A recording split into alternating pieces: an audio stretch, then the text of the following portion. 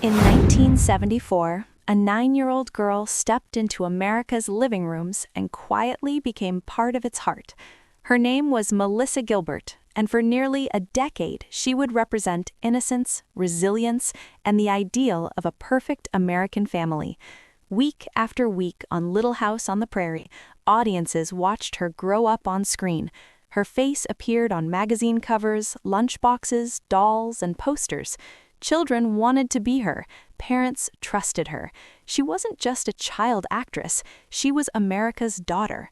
But while the world embraced the character, the real Melissa Gilbert was slowly fading behind the spotlight. Melissa Gilbert's story began long before the cameras rolled. She was adopted at just 1 day old, placed into the arms of Paul and Barbara Gilbert. She grew up knowing she was chosen, told that adoption made her special. Yet, as she got older, quiet questions began to echo in her mind. Who were her biological parents? Why didn't they keep her? Was she unwanted? That fear of abandonment settled deep inside her, shaping more than she realized. Her adoptive father, Paul Gilbert, was warm and loving, a man who brought joy into her early life. But her parents' marriage didn't survive. They divorced when she was still very young.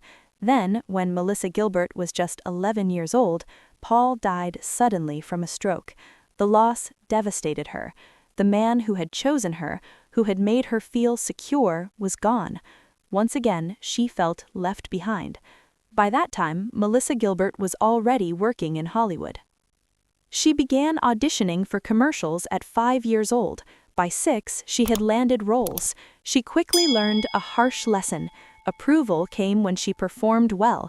If she delivered the lines perfectly, if she smiled on cue, she was praised. If she stumbled, attention faded. Childhood slowly gave way to long hours on sets, memorizing scripts instead of playing outside. Then came the audition that changed everything. In 1974, Melissa Gilbert was cast as Laura Ingalls on Little House on the Prairie. Out of hundreds of young actresses, she was chosen. For a child who had always feared not being wanted, that moment meant everything. She wasn't just accepted, she was celebrated. The show became an instant hit. Little House on the Prairie climbed into the top ratings, and Melissa Gilbert became one of the most recognizable faces in America. Fan mail flooded in, awards nominations followed. Viewers believed she was Laura Ingalls, strong, kind, morally grounded.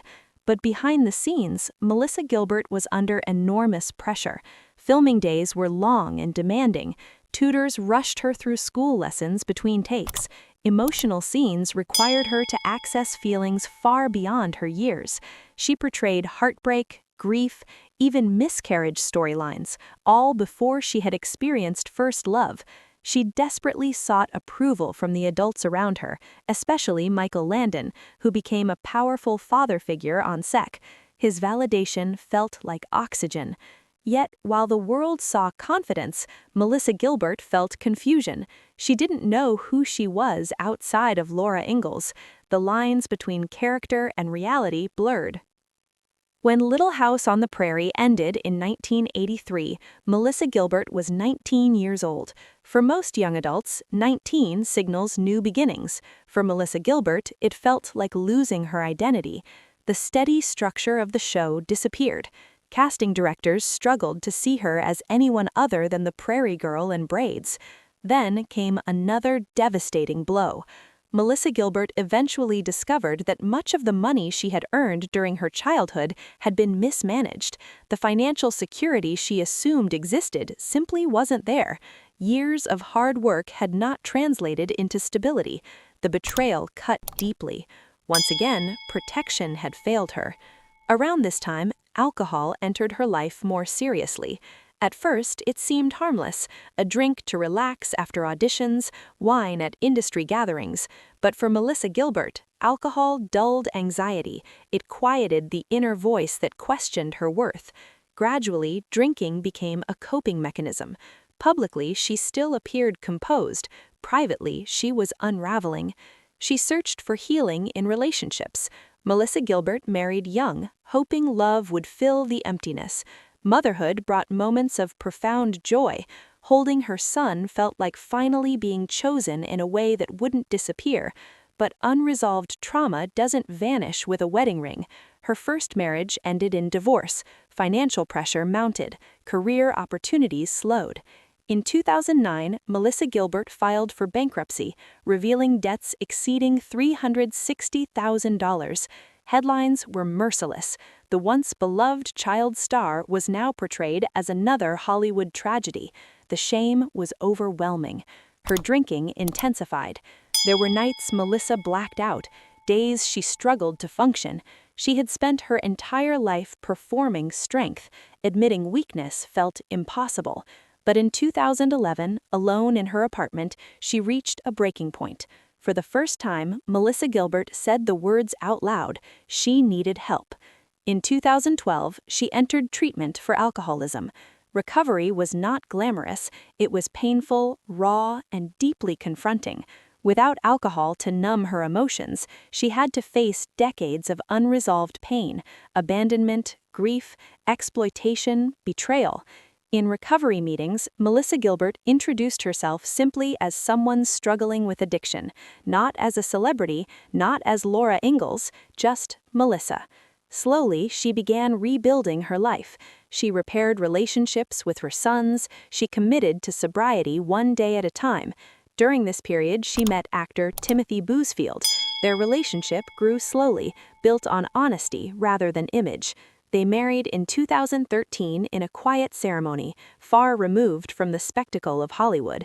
But challenges didn't end there. Years of physical strain led Melissa Gilbert to undergo multiple spinal surgeries. Chronic pain became a daily reality. The temptation to numb that pain resurfaced, yet she chose sobriety. Again and again, she chose healing. Melissa Gilbert also discovered a new purpose: advocacy. Through her memoirs and public speaking, she began exposing the darker realities of child stardom.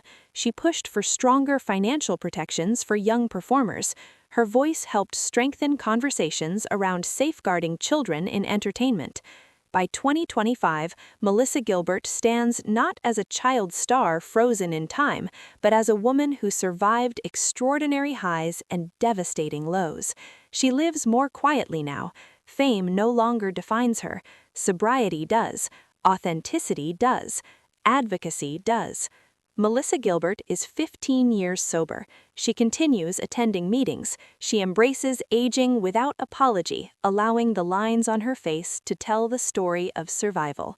When asked what she wants people to remember, Melissa Gilbert doesn't talk about ratings or awards. She speaks about resilience, about choosing yourself when the world stops choosing you, about understanding that being broken does not mean being beyond repair. The little girl who once feared she wasn't enough learned a powerful truth. Identity cannot be built on applause. It must be built from within. Melissa Gilbert's story is not simply about television fame. It is about loss, addiction, bankruptcy, recovery, and courage. It is about a child who was handed to strangers, shaped by an industry, nearly consumed by self-doubt, and still found the strength to stand back up. And perhaps that is her greatest legacy. Not Laura Ingalls, but Melissa Gilbert, flawed, resilient, and finally fully herself.